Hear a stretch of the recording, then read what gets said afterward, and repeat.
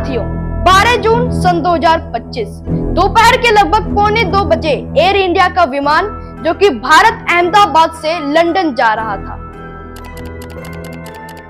Total में 242 passengers थे और प्लेन की टेक ऑफ करने के सिर्फ 2 मिनट के अंदर अंदर यानी कि 30 सेकंड बाद ये प्लेन क्रैश कर जाता है।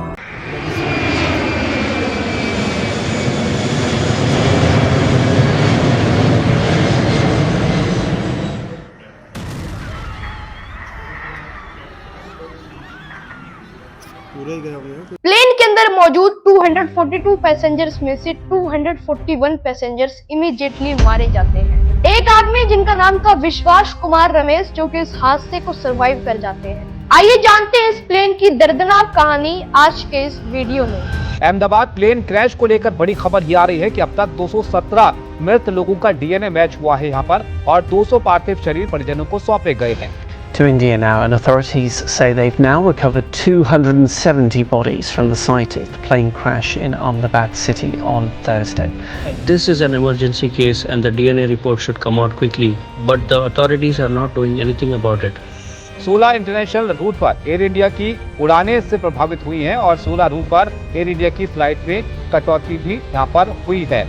At Ahmedabad's hospital, empty coffins arrived to transport the last remains of the crash victims. A grim reminder of the loss and the long wait for many families. Already given their DNA samples in another hospital, and once they have been matched, they've been called here to show their identification, and after that they've been allowed to go inside.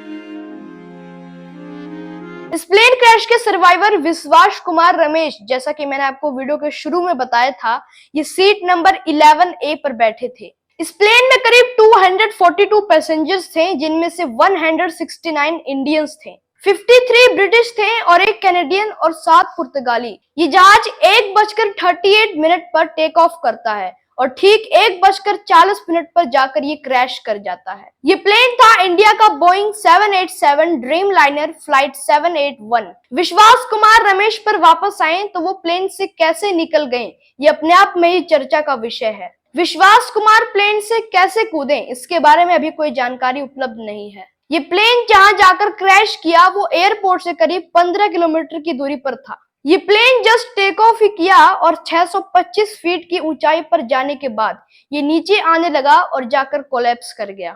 इस plane को ये दूरी 9 घंटे 15 minute में तय करनी थी। 2 videos internet पर रिलीज हुई जिसमें साफ साफ ये देखा जा सकता है कि कैसे ये प्लेन जस्ट टेक ऑफ किया और उसके 2 मिनट बाद ही जाकर ये कोलैप्स कर गया।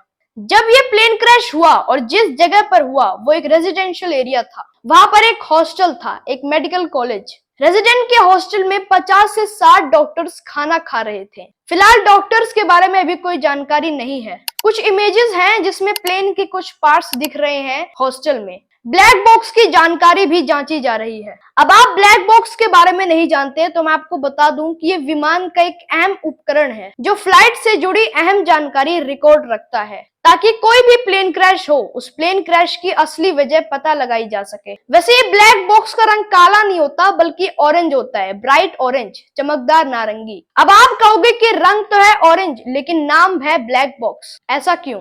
क्योंकि इसके पीछे कारण है तकनीकी भाषा और ऐतिहासिक परंपरा। पहले 1950 में इसका रंग ब्लैक या ग्रे हुआ करता था, लेकिन जब उस टाइम प्लेन क्रैश होते थे तो इसे प्लेन क्रैश के मलबे के अंदर ढूंढना बहुत मुश्किल काम हुआ करता था। बाद में इसका रंग चेंज कर दिया गया लेकिन नाम वैसा ही रखा गया क्योंकि ये प्लेन क्रैश का काला सच बताता है, इसीलिए इसका नाम ब्लैक बॉक्स पड़ा लेकिन रंग वैसे ही रखा गया। इस वीडियो को लाइक जरूर से कर दीजिएगा और अगर आप चैनल पर नए हैं तो चैनल को सब्सक्राइब जरूर से कर देना।